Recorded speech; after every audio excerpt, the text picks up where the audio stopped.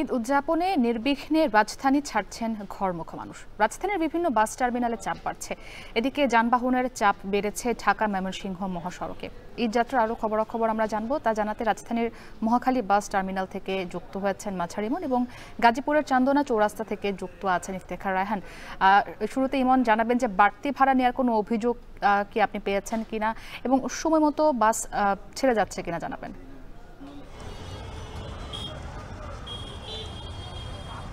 মুক্তি, আমি আপনার শেষের কথাটি দিয়ে শুরু করতে চাই যে ঈদ যাত্রায় যে যাত্রীদের চাপ সেটি কিন্তু একেবারেই বাস টার্মিনালের চিত্র আমি এসে যেটি দেখতে পেয়েছি যে যাত্রীর চাপ ক্রমান্বয়ে কিন্তু বাড়ছে। সকালের তুলনায় দুপুর গড়িয়েছে যখন এই যাত্রীর চাপ বৃদ্ধি পায়। আর অতিরিক্ত ভাড়া নেওয়ার যে বিষয়টি, এখানে আসলে তেমন কোনো অভিযোগ পাওয়া যায়নি যাত্রীদের কাছ থেকে। আমরা দেখেছি যে মাইকের মাধ্যমে যাত্রীদের যেই নির্ধারিত ভাড়া, যে নির্দিষ্ট আলাদা আলাদা গন্তব্যের সেই ভাড়ার কথা কিন্তু মাইকিংয়ের করা হচ্ছে, যাতে যাত্রীদের মধ্যে কোনো সমস্যা না হয়। এবং আমি যদি একটু বিস্তারিত বলতে চাই তাহলে এখানে ঢাকা থেকে ময়মনসিংহ রুটের যাত্রীর সংখ্যাই সবচেয়ে বেশি। তাছাড়া আমরা দেখেছি কিশোরগঞ্জ রয়েছে, হবিগঞ্জ রয়েছে, অর্থাৎ উত্তর পূর্বাঞ্চলের যাত্রীর চাপ রয়েছে এই মহাখালী বাস টার্মিনালে।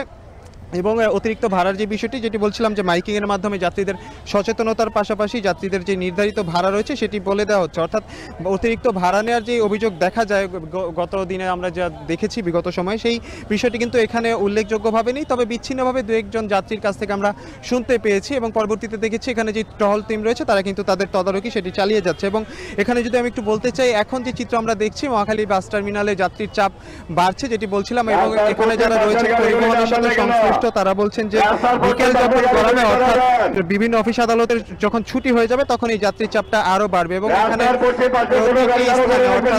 মহাখালী বাস টার্মিনালের ভেতরে এবং বাইরে যাতে কোনো ধরনের বিশৃঙ্খলা না হয়, যাত্রীরা যাতে স্বাচ্ছন্দ্যে তাদের যে গন্তব্য রয়েছে সেই গন্তব্যের উদ্দেশ্যে রওনা দিতে পারে, সেই বিষয়টিকে গুরুত্ব দিয়েই মূলত এখানের বিভিন্ন কার্যক্রম সম্পাদিত হচ্ছে। এবং যেটি বলছিলাম যে যেহেতু যাত্রীর চাপ বাড়ছে, সেই কারণে বাসের অর্থাৎ যেই নির্দিষ্ট যেই বাস রয়েছে সেই বাসটি পেতে যাত্রীদের কিছুটা সময় লাগছে। তবে এখানে একেবারে স্পষ্ট কোনো ধরনের বড় ধরনের কোনো বিশৃঙ্খলা নেই। এবং আমরা দেখেছি যে সারিবদ্ধভাবে যাত্রীরা তাদের টিকিট কেটে তাদের যে পছন্দের বাস রয়েছে সেটিতে কিন্তু তারা উঠছে।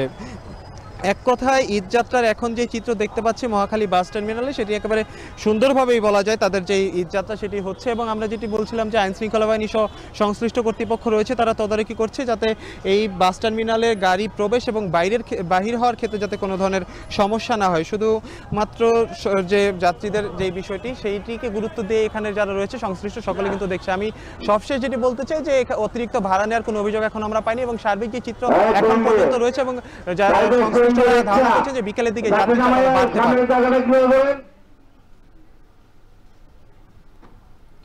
আমরা মাঝারি মনের সাথে যুক্ত ছিলাম। এবার আমরা গাজীপুরের চৌরাস্তার খবরাখবর জানবো। ইফতেখার, সেখানকার সড়কের পরিস্থিতি কেমন দেখছেন? যানজট রয়েছে কিনা এবং ঈদযাত্রা নির্বিঘ্ন করতে প্রশাসন কি ধরনের পদক্ষেপ নিয়েছে?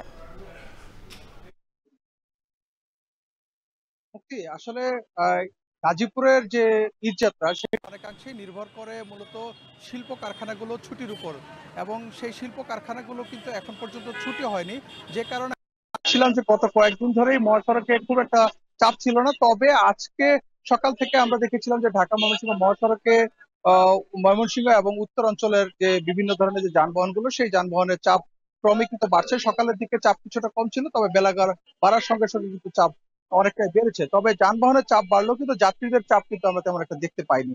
তবে এই দুপুরের পর থেকে কিন্তু আজকে শিল্প এলাকার অনেক কারখানাগুলোকে ছুটি দিয়েছে। এবার যেহেতু ঈদ যাত্রা নির্বিঘ্ন করতে পুলিশের পক্ষ থেকে বিশেষ ব্যবস্থা নেওয়া হয়েছে, তারই অংশ হিসেবে কারখানাগুলোকে ধাপে ধাপে ছুটি দেওয়ার জন্য নির্দেশনা দেওয়া হয়েছিল। সেই ধাপে ধাপে ছুটির কিন্তু শুরু হয়েছে, অর্থাৎ আজকে দুপুরের পর থেকে কিছু কারখানা ছুটি হয়েছে এবং বাকি কারখানাগুলো ছুটি হবে আজকে সন্ধ্যার পর।